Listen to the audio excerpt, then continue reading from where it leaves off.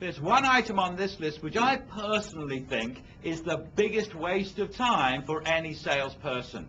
Anybody know what that might be? Cold calling. Absolutely right. Cold calling. There it is. Cold calling. Biggest waste of time for any salesperson is cold calling. Now, I know there's some sales managers in the audience right this very moment thinking to themselves, well, how am I going to send the guys out cold calling now, you know, when this guy just said it's the biggest waste of time. Trust me, just a little while longer. 5 more minutes and it'll all come clear to you. But cold calling, there is no doubt, is a waste of time. Firstly, let me tell you why cold calling is a waste of time. How many people here like picking up the phone, talking to a strange person on the end of the phone that they've never met who doesn't want to talk to you? How many people like doing that? Show of hands? Yeah, one person over here. Okay. You don't like it, oh, okay. I was going to say you need some serious help if you enjoy that stuff. See, one of the reasons why we don't do cold calling very well, why it's not very successful, is simply this. We don't like doing it. And if we don't like doing it, we're not going to do it very well. That's the way it works. You know, cold calling, I love cold calling when I see it on your report at the end of the month, or your weekly report, your monthly report, the thing you sit there at the end of the month and you've got your diary open and you're trying to fill in your report and you can't remember where you were Tuesday week, you know. And you have, oh, I know, cold calling. So you write down cold calling in that for Tuesday afternoon because you really cannot remember where you were, you know. So the sales manager gets your report and you think, oh, the guys are doing cold calling, that's good.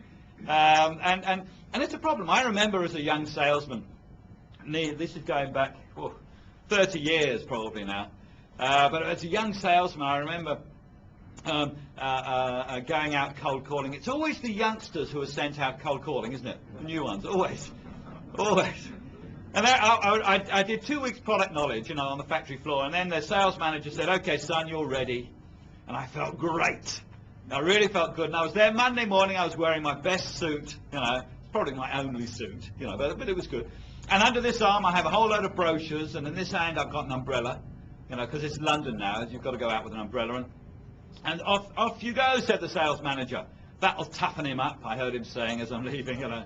So off I went. 2 weeks. I went around the local industrial estate there banging on doors. 2 weeks I did this. What a waste of time. What a waste of time. I came back so disillusioned. This is my first sales job. I said to the sales manager after 2 weeks, I said, there's no way on earth that I'm ever going to be a salesman. I'm going to become a comedian or something, you know. It's got to be easier than this. And he said, no, son, you're good. Stick at it, he said.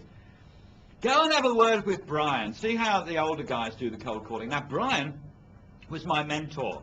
He was a really old salesman, you know, been around for years and years. He was probably 38, you know, but he came across an old salesman. So I had a word with Brian. I said, Brian, how do you do this cold calling stuff? And he looked over his shoulder, you know, make sure nobody was listening. He said, actually, we don't. It's a waste of time, he said. We don't do it. Thanks very much. That's it. But it's true. Cold calling is a waste of time. But there is a better way. Sure, if you want to, go out to your local industrial estate. Identify companies you want to do business with. But you don't knock on the door. Not yet. You go back to the office. And you sit at your desk, you pick up the telephone, and you find out as much information as you can about that company before you make contact with them. You want to know everything you can about that company. You want to know how big they are, how much of your product or service they're likely to want to purchase, who's currently supplying them if you can find that out. You want to know who owns that company. Do they have a sister company in the area that you're doing business with, or another company next door that you're doing business with that you can use as a referral? You want to know as much information as you can. You want to know the person you're going to make contact with, the name of the person, his or her secretary's name, the receptionist's name. You need to know what sort of company it is. Is it a quality company? Are they growing or contracting? Are they likely to want to spend extra, or are they looking to hold back a little bit? You need to know who's currently supplying them. And if you can, what price they're currently supplying at. As much information as you can prior to picking up that phone to make that appointment, so that when you do speak to the key people here, when you do speak to those people, it's a very simple thing, because you know as much about their business as they do. You know exactly what's going to turn them on. So, cold calling is definitely out, but warm calling is in. Warm calling is knowing about your customer in advance of picking up the phone. Now, sure, it takes a lot more time to do this, but it is much more successful by doing it this way. You're going to have a much higher strike rate on your warm calling.